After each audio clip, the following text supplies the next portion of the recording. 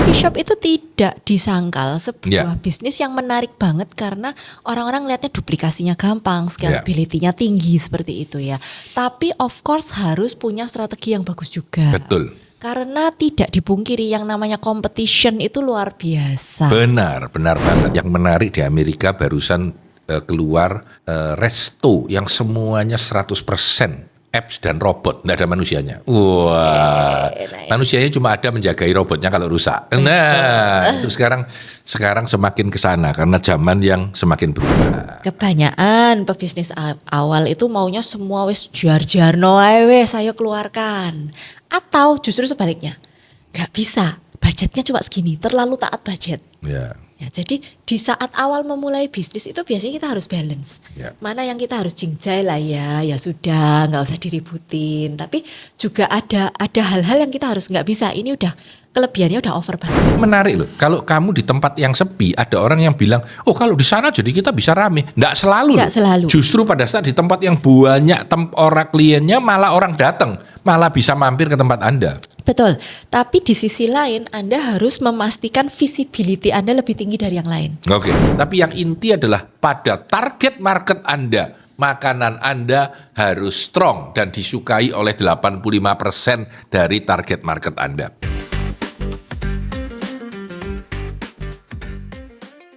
Mitra bisnis, kembali kita pada Business Wisdom Podcast.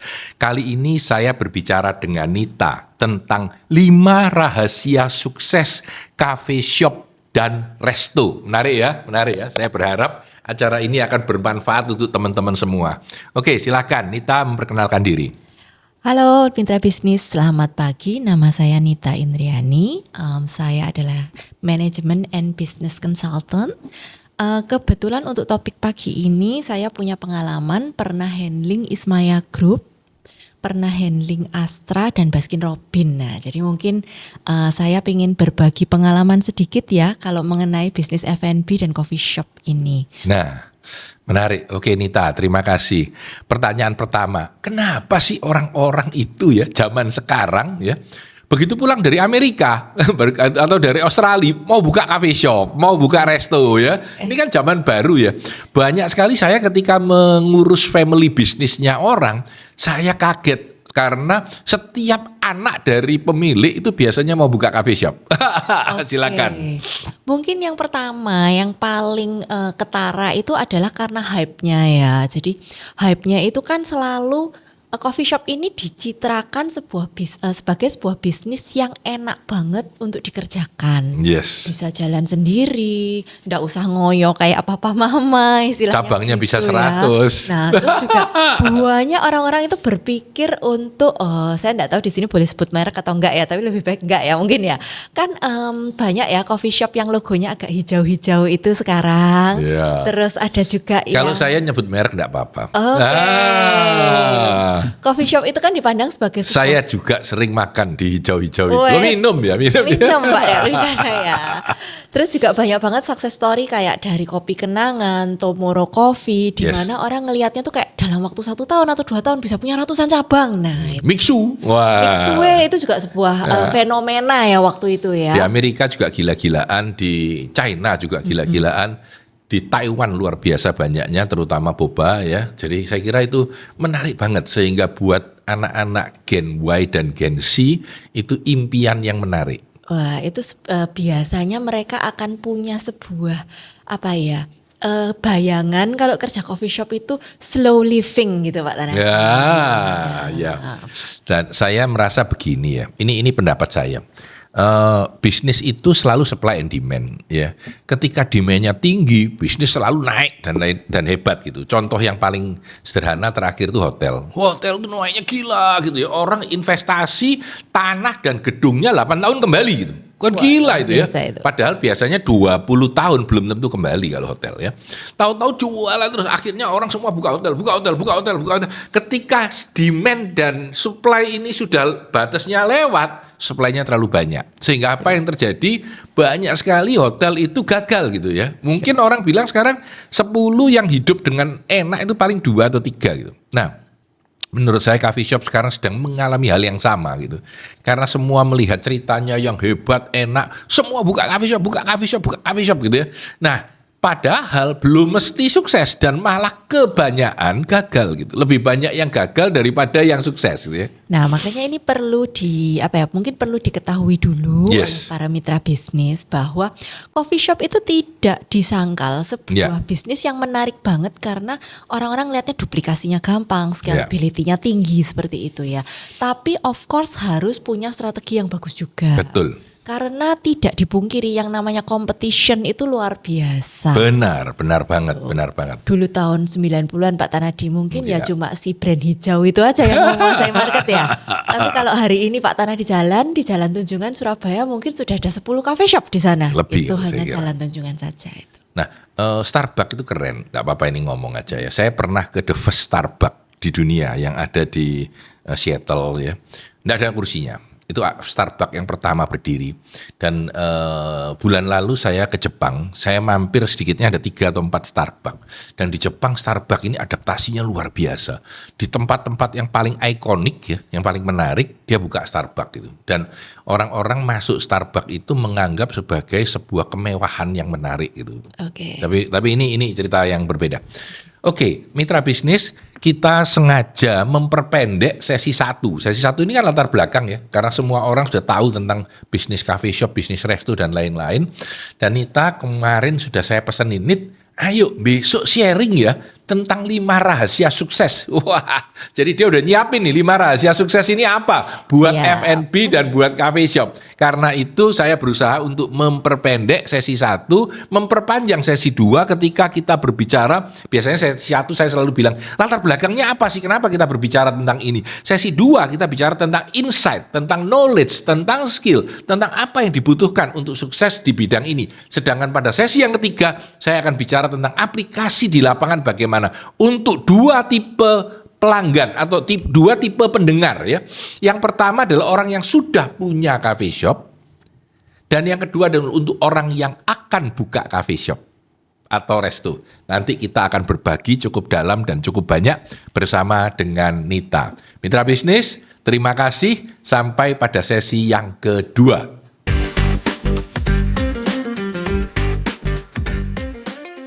Mitra bisnis, pada sesi kedua kita akan belajar tentang 5 rahasia sukses coffee shop dan resto ya, F&B ya. Oke, Nita, kembali kita pada acara kita. Coba kita langsung aja supaya banyak yang bisa ditimba ilmu-ilmu ini oleh para pendengar sekalian. Oke, silakan. Yang pertama dulu. Yang pertama mitra bisnis, of course kalau di bidang F&B itu nggak bohong, nggak mungkin ke arah lain ya, harus punya strong product. Iya. Strong product ini gampangnya, yo pangananmu karo ngombene kudu enak, wis gitu aja ya. Mohon Kalau maaf. saya selalu bilang enak dan murah, ngono ya. Atau murah ini tentu ada kut-kut ya. Ya. Artinya murah itu value ya, murah itu Betul. value. Seperti juga barang mewah lainnya, tetap dianggap murah oleh orang yang suka akan itu. Tetapi enak ini nggak boleh kurang. Nah, definisi enak ini sebenarnya juga agak susah ya, karena Yes. 85% orang itu akan ngomong enak, tapi akan tetap ada 15% orang yang ngomong produk Anda itu nggak enak. Kayak gitu. Setuju. Jadi, dari awal kita harus confirm dulu, paham dulu bahwa satu strong product itu ndak harus 100% disukai pasar, tapi juga jangan sampai 50% customer Anda bilang itu ndak enak. Nah ini kan agak susah ya Pak San ya kalau Setuju. sudah orang bilang itu ndak enak seperti itu. Nah biasanya saya akan menggolongkan produk ini ke 4 macam. Oke, silakan. Yang pertama adalah beverage. Beverage ini biasanya saya bagi menjadi 3 lagi, yaitu coffee, non-coffee, sama healthy drink. Oke. Kalau kopi, Ini belum ngomong alkohol ya, enggak dibuang ya? kita nggak ngomong alkohol dulu Oke, ya. Karena alkohol kalau minggirkan. alkohol itu biasanya akan lebih sulit. Alkohol itu biasanya akan masuk ke izinnya lebih ke hotel-hotel, lebih ke Oke, lounge. oke. Jadi untuk Kita pemula bicara agak non-hotel. susah. Oke, silakan. Jadi yang pertama itu coffee, non-coffee, sama healthy drink. Yes. Kalau dulu non coffee ini masih saya bagi lagi jadi dairy sama teas. Oke. Teas and artisanal biasanya kayak gitu istilahnya ya. Nah, cuma sekarang ini biasanya digabung karena kalau kebanyakan produk range itu justru bikin orang bingung. Oke. Oke. Nah, yang ketiga healthy drink ini adalah tren yang baru muncul di 2024 2025. Oke.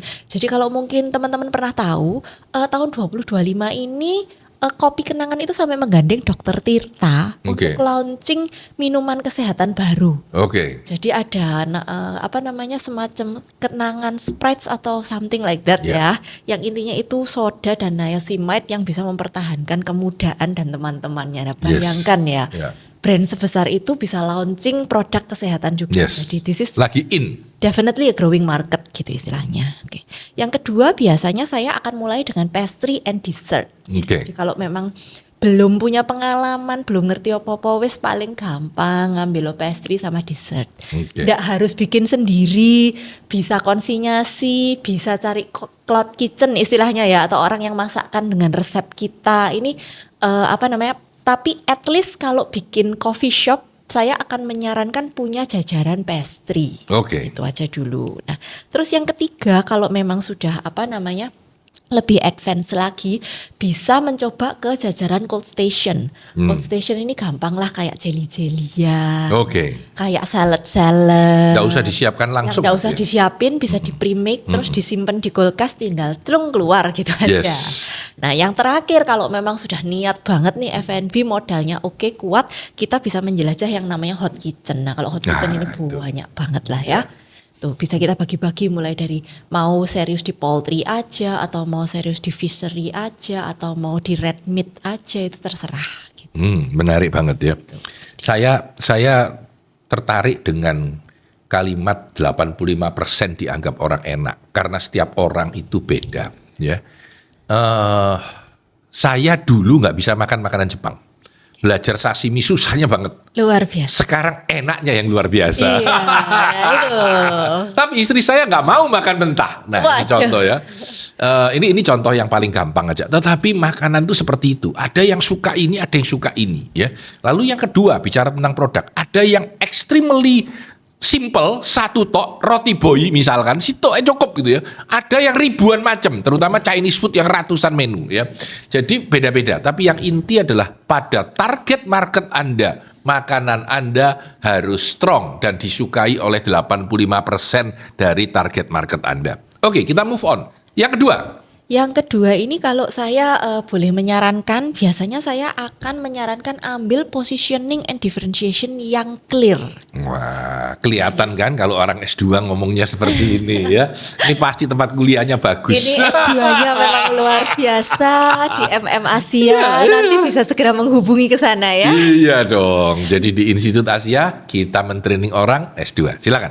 Oke, jadi positioning and differentiation-nya harus strong.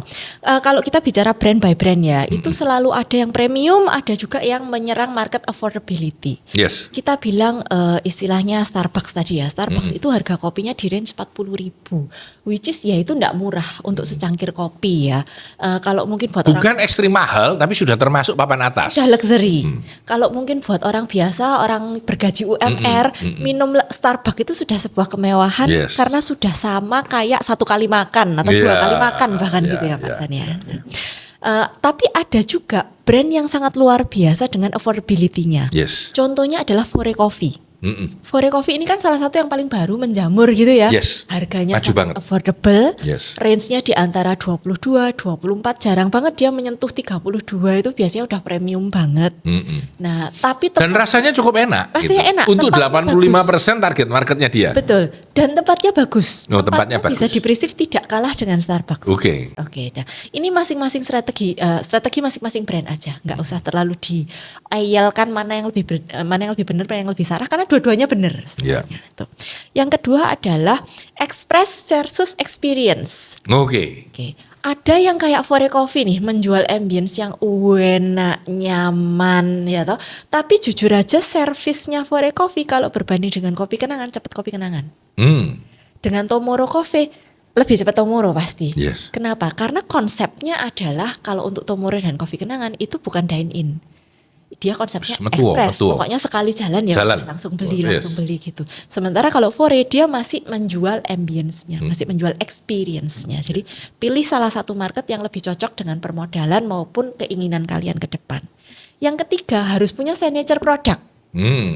Nah ini saya suka. Nah, signature product ini sesuatu yang unmistakably yours gitu ya. Hampir semua kopi yang sukses atau dikenal penikmat kopi itu pasti signature-nya ini yang menjadi andalan. Kalau kopi kenangan apa? Kopi kenangan itu punya kenangan blend. Oke. Seperti itu. Terus Jeko itu punya Garuda blend dulu. Oke. Terus Starbucks? itu sangat terkenal dengan segala macam blended-nya dia. Oke. Jadi blended dan frappe-nya dia itu paling kuat. Nah, dulu waktu di jurnal kopi Waktu di Ismaya. Group. Nah, saya punya satu kopi andalan yang namanya Kopi Indonesia. Oke. Kopi Indonesia itu salah satu produk signature-nya itu kopi aren. Dan itu pernah sampai satu hari kita jualan 2.000 produk hanya itu saja. Oke. Satu outlet. Ya, gila. Satu outlet. Satu outlet. Bukan Indonesia, satu outlet itu 2.000 hanya itu saja. Gila. Ya.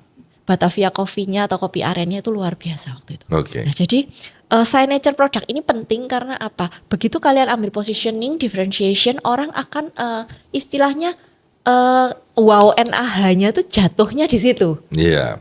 Dari hisapan pertama tuh langsung teng, oh ini loh kopinya. Yes. Oke. Setuju. Yang terakhir kalau bisa langsung di-emphasize dengan teknologi dan convenience. Jadi banyak banget kopi-kopi yang sekarang udah pakai aplikasi ya. Ya.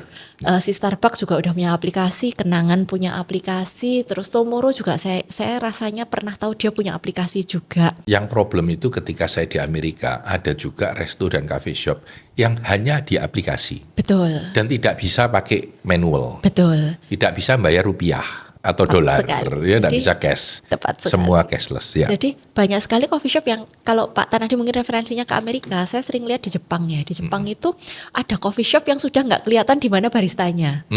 Semuanya serba teknologi, pesennya lewat layar atau lewat aplikasi, bayarnya scan QR, nanti kopinya keluarnya kadang proper, kadang keluarnya cuma lewat celah lubang kecil gitu ya Pak Tanadi ya.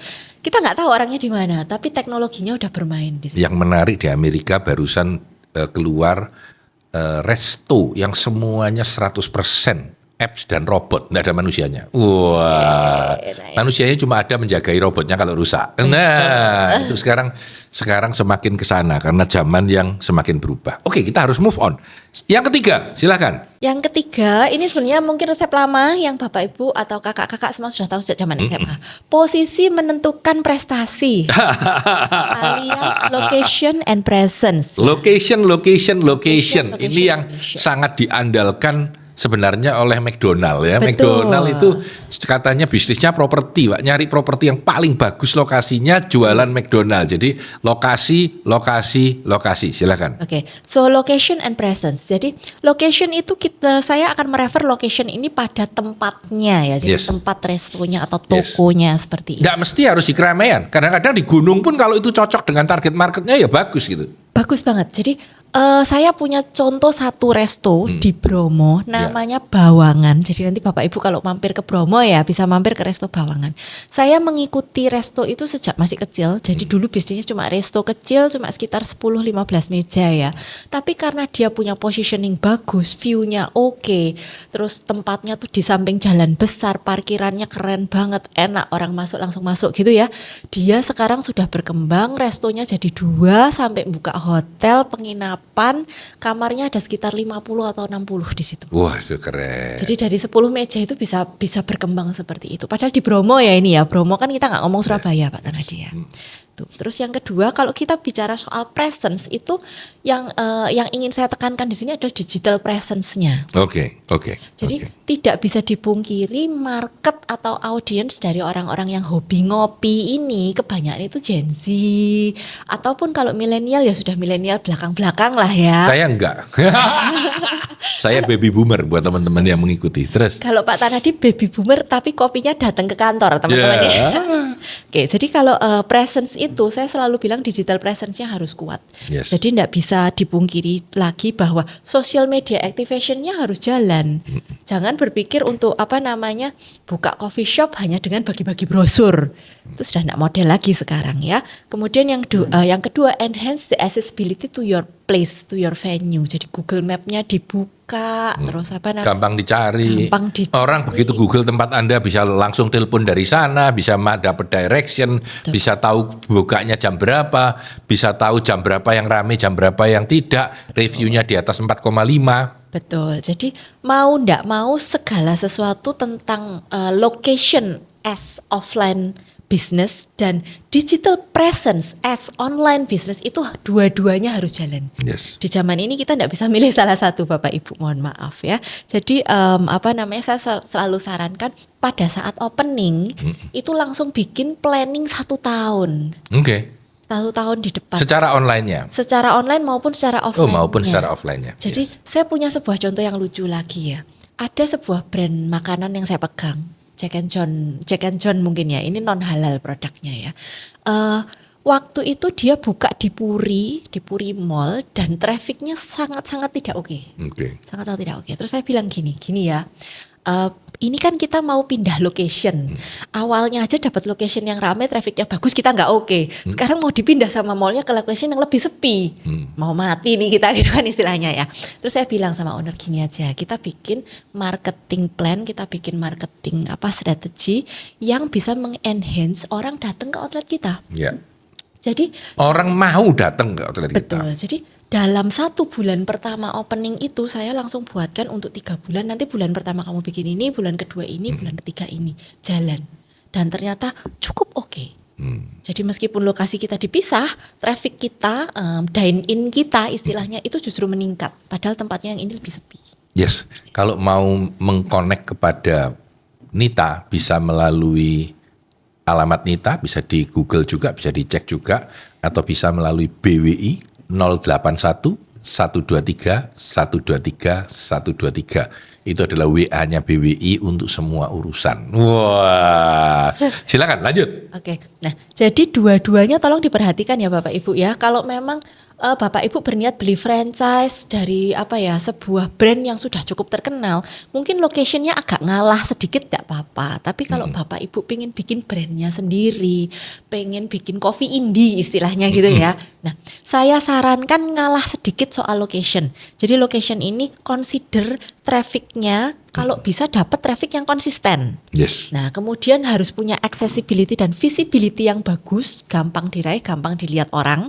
Terus yang ketiga, dilihat kompetitor di sekitarnya ada siapa aja. Kalau misalnya Bapak Ibu ini brand baru, modal ndak kuat ya jangan milih tempat yang sudah ada 15 coffee shop di situ. Dan semua strong. Semuanya strong name. Tapi menarik loh, kalau kamu di tempat yang sepi, ada orang yang bilang, oh kalau di sana jadi kita bisa rame. Nggak selalu Nggak loh. selalu. Justru pada saat di tempat yang banyak orang kliennya, malah orang datang. Malah bisa mampir ke tempat Anda. Betul. Tapi di sisi lain Anda harus memastikan visibility Anda lebih tinggi dari yang lain. Oke. Jadi ndak tahu nih di depannya mau dikasih gelas kopi raksasa atau mau pakai Hello Kitty nari-nari 24 jam di depan toko, Yes. ya itu terserah aja. Atau semua pelayannya rambutnya dipakai warna rainbow. Jadi rambutnya pakai wig warnanya rainbow. Warna pink gitu. Ya, lalu di depan menyuruh orang masuk. Ya itu bisa. Nah dipertimbangkan juga cost versus revenue-nya ya. Ya. Jadi pada saat awal membuka bisnis saya selalu bilang cost tempatnya berapa, biaya sewa tempatnya dengan projection revenue-nya biasa.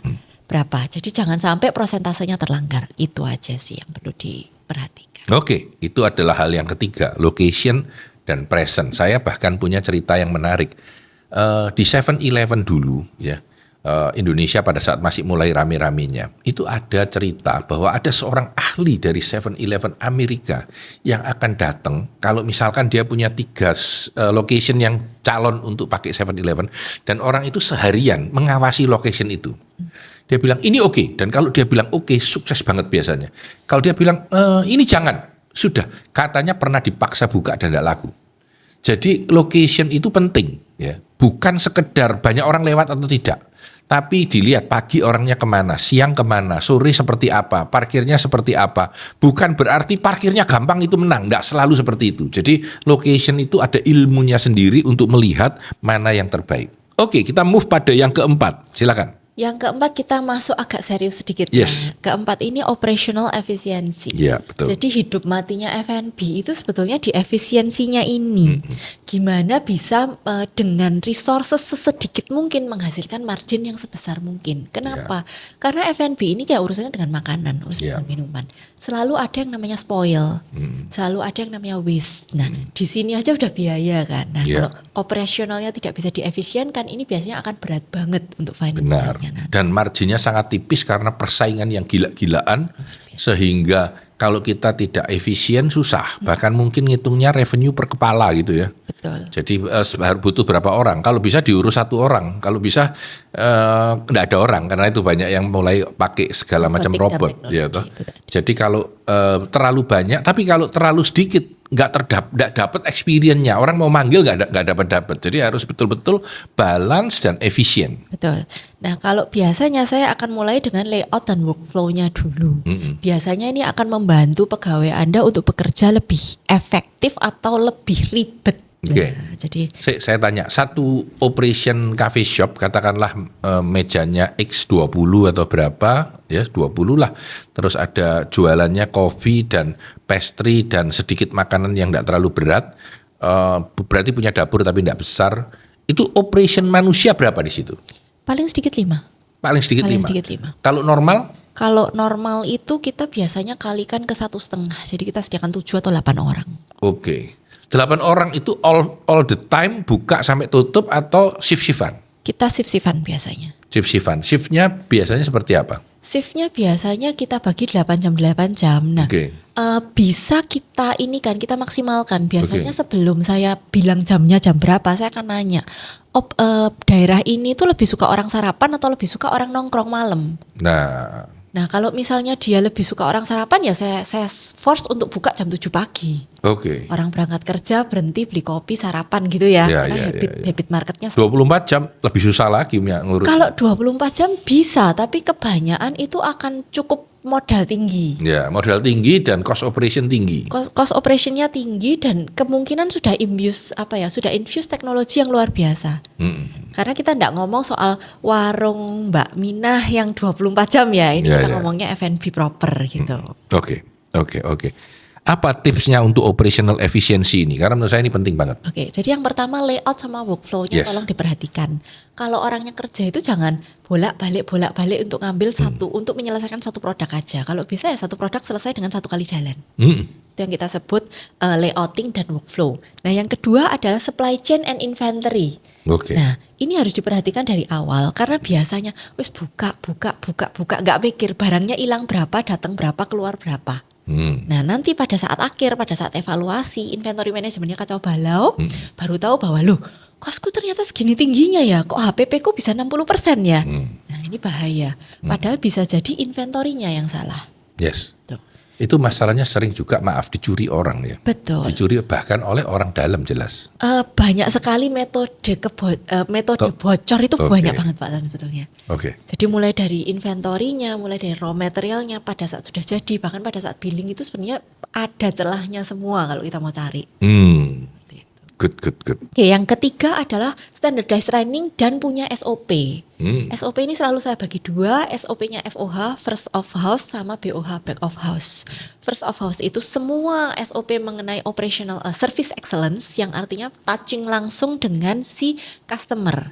Jadi salamnya harus gimana, greetingnya gimana, seatingnya gimana, amenities dan lain-lain. Itu semuanya di front of house. Nah, kalau di back of house itu biasanya saya lebih ke arah product quality, kesegaran makanan, cepet enggak keluarnya makanan, terus rasanya gimana kita usahakan karena yang namanya rasa itu memang susah konsisten ya. Yes. Apalagi kopi dengan biji kopi yang setiap season itu pasti beda aromanya. Apalagi kalau suppliernya ganti. Nah, kalau supplier ganti itu udah paling pusing Mbak San sebetulnya. Nah, jadi kalau kalau saya biasanya saya akan bilang paling enggak harus punya SOP-nya dulu kalau kalian tidak punya divisi trainingnya. Nah, kalau sudah punya SOP maka harus punya satu orang trainer atau training lead yang strong untuk jaga konsistensinya ini tadi. Oke. Kalau nggak punya, Kalau kontak kita. punya, kontak BWI. Oke, kita move karena waktu. Oke. Kita masuk pada yang kelima. Karena tadi saya bicara 5 rahasia sukses cafe shop dan resto. Silakan.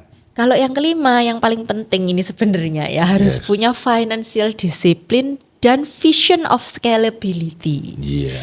Kebanyakan pebisnis awal itu maunya semua wis jar-jarno ae wis saya keluarkan. Atau justru sebaliknya.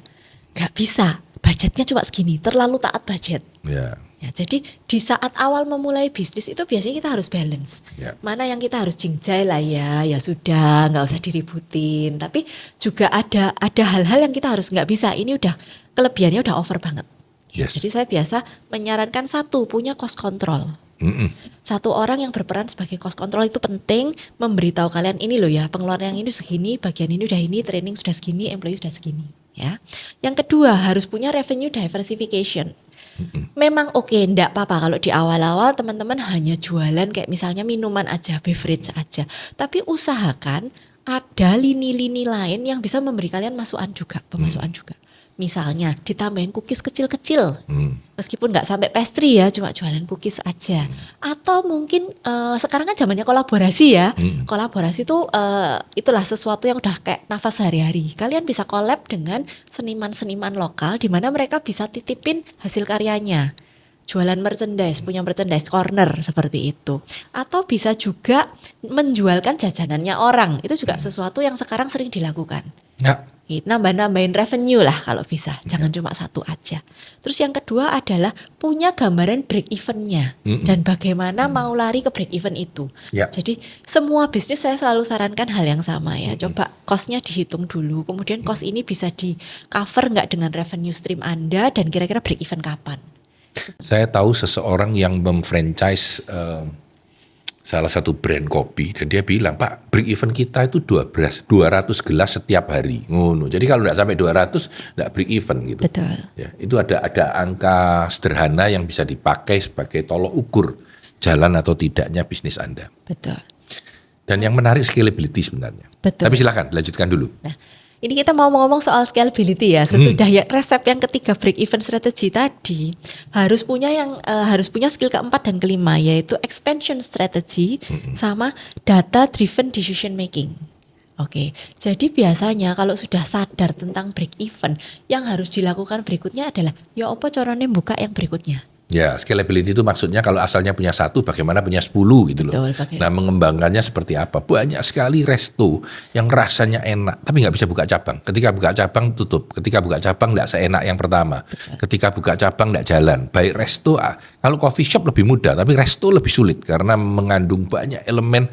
Saya dulu terkagum-kagum melihat begitu banyak brand baru, Chinese food, ya, itu punya chain yang begitu banyak. Salah satu contoh yang paling jelas itu adalah Panda Express di Amerika. Panda Express itu saya tahu jelas makan di sini dan di sini rasanya lain karena tukang masaknya lain. Tapi dia bisa punya begitu banyak outlet, begitu stabil dan penjualannya luar biasa besarnya di Amerika. Jadi dalam F&B kita kenal yang namanya food engineering, Pak Tanadi. Oke. Jadi food engineering ini adalah cara kita mengolah resep, mengolah ingredients masakan supaya rasanya kurang lebih konsisten. Kalau 100% mungkin tidak bisa ya, tapi antara 85 sampai 90% lah konsistensi. Intinya kalau mau bikin nasi goreng bumbunya 1, 2, 3, 4 dicampur, ini dulu dan rasanya akan seperti itu. Betul. Nah, jadi ini macam-macam, ada yang lewat training, ada yang lewat central kitchen, ada yang half log, ada yang pakai jurus RTI atau ready to eat, ada yang pakai half log itu setengah matang gitu ya. Iya, nanti tinggal goreng gitu. Tinggal finalnya aja. Nah, terus ada juga yang pakai jurus cloud kitchen. Nah, ini terserah aja sebenarnya. Cuma kembali lagi apa yang lebih sesuai dan lebih efisien untuk bisnis Anda. Teman-teman, waktunya sudah lewat. Inilah insight 5 rahasia sukses cafe shop dan resto.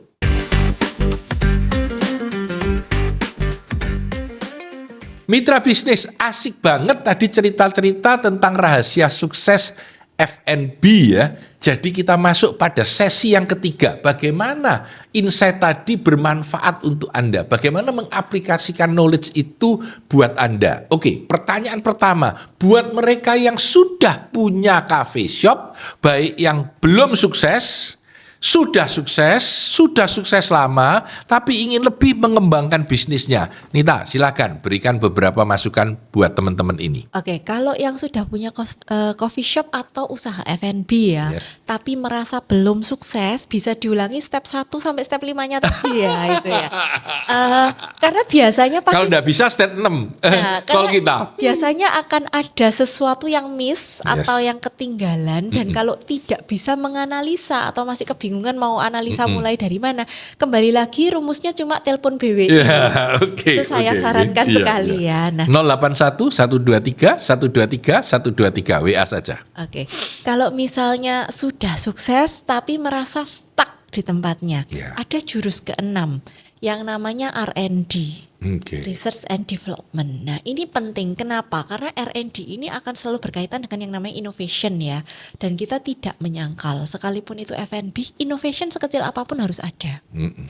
Karena apa? Karena orang itu selalu kepentok dengan yang namanya bosen. Nah, jadi saya sangat menyarankan teman-teman untuk punya yang namanya seasonal menu.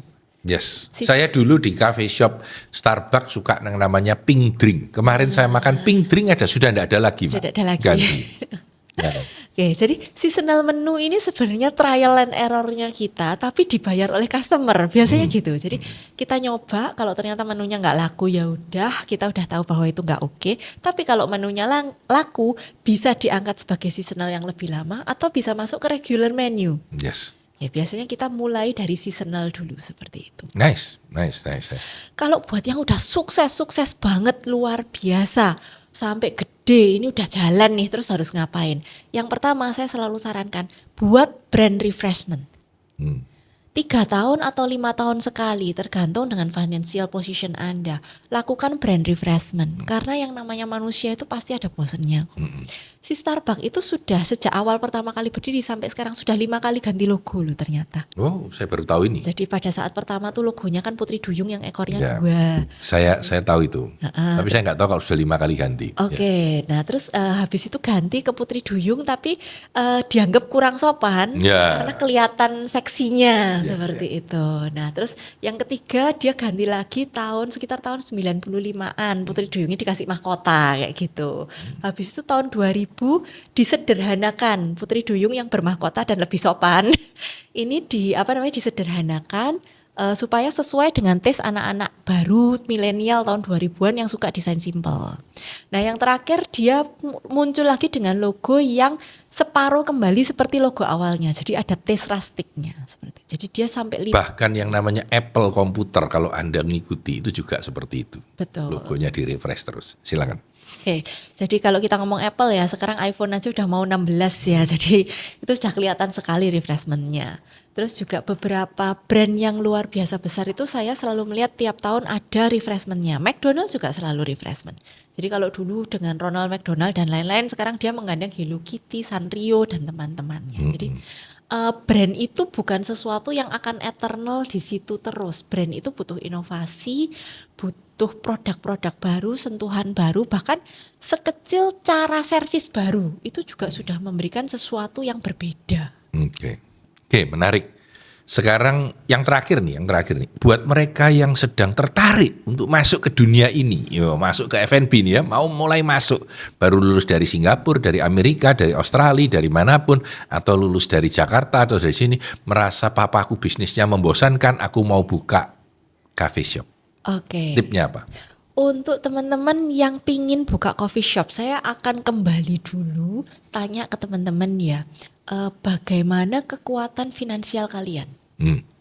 To be honest, sekarang ini coffee shop bukan sebuah bisnis yang bisa dimulai dari zero modal kayak gitu. Pasti akan tetap sedikit apapun pasti akan tetap butuh yang namanya equipment. Mesin kopinya aja udah berapa, grindernya udah berapa. Ya terus nanti kalau kalian pilih kopi ekspres berarti kalian harus beli paper cup-nya. Kalau kasih gambaran ya, seperti sebuah fore yang sekarang kelihatan cukup cantik itu ya. Itu kalau pertama kali buka kira-kira orangnya berapa? Kalau fore tebakan aja enggak tahu kita kan fore enggak tahu. coffee ya. Oke, kita bilang sebuah kedai kopi ekspres ya. Kita Yes. nggak sebut merek ya. Ya. Oke. Sebuah kedai kopi ekspres indie itu biasanya dimulai dengan 3 sampai 5 orang. Katakanlah 5 orang. Oke ya. Aku butuh modal berapa? Kalau aku harus sewa di mall, benar ya, sewa di mall, punya tempat yang kira-kira mungkin kalau bahasa mall 70 meter persegi mungkin, ya kurang lebih ya, bayangan aja atau kurang lebih segitu. Terus karyawan saya 5 di coffee shop itu, ya. Lalu saya mesti mulai dari nol, jadi bikin kursinya baru, tempat mesin kopinya yang medium yang cocok lah ya. Kira-kira butuh duit berapa? Itu kalau di mall ya Pak Tanedi. Di mall. Itu sudah pasti 800 habis. 800 juta perkiraan ya. Jutaan, sekitar itu. Dan harus punya cadangan. Kalau sepisah tahun berapa? Betul. Jadi 800 juta itu kan biasanya akan habis paling banyak untuk sewa mallnya dulu, Ya. service charge-nya dulu. Kemudian setelah itu kita istilahnya pengisen. Jadi Kalau saya balik, tidak usah biaya mallnya. Katakanlah di sebuah ruko yang sudah milik saya sendiri. Oke. Sudah punya ruko, enggak sewa, enggak segala macam ya. Saya mau punya alat-alat, perangkat untuk sebuah cafe shop yang karyawannya 5 orang, saya butuh duit berapa? mulai dari 100 sampai 300 juta. Kurang lebih segitu ya. Ya, Oke. depends on brand apa dan produk. Seberapa mewah Anda? Betul. Biasanya nanti akan kembali ke produk listnya seperti apa. Oke. Gitu. Terus yang kedua, kalau teman-teman memang pingin masuk ke F&B, teman-teman suka nggak dengan dunia F&B itu sendiri? Suka penting itu. bikin minum nggak? Suka ngeladenin orang? Iya. Suka nyoba-nyoba masakan? Penting banget. Itu. Kalau kalian nggak suka, katakanlah kalian mau berperan sebagai investornya nih, paling nggak punya teman atau punya orang yang bisa ngelakuin itu nggak? Setuju. Itu. Karena F&B ini bukan bisnis yang bisa 1 tahun pertama kalian lepas. Ya. 1 tahun pertama tuh harus di-guiding, setiap hari datang, bahkan pada saat masa opening, saya pernah handling sebuah opening, sering ya malahan ya. Tiap opening itu 1 bulan full saya tungguin, Ya. opening sampai closing, jadi buka toko sampai tutup toko. Ya. Kalau masa rush hour, jadi kalau rush hour semua mejanya penuh, itu saya selalu keliling, saya tanya gimana masakannya hari ini, ada komplit. Saya setuju banget ya. Kebetulan kawan saya Pak Mulyono, Pak Mul ini orang kopi ya, jadi wah pengetahuan kopinya luar biasa.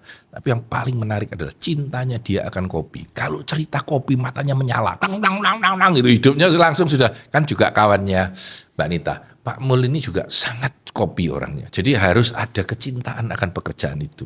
Oke, mitra bisnis tentu tidak akan selesai kalau kita bicara ya. Saya minta 1 menit tips untuk mereka yang senang dengan kopi, terutama mau berbisnis kopi. Silakan. Bisnis apapun yang kalian mau masuk, terutama bisnis kopi. Imagine this one.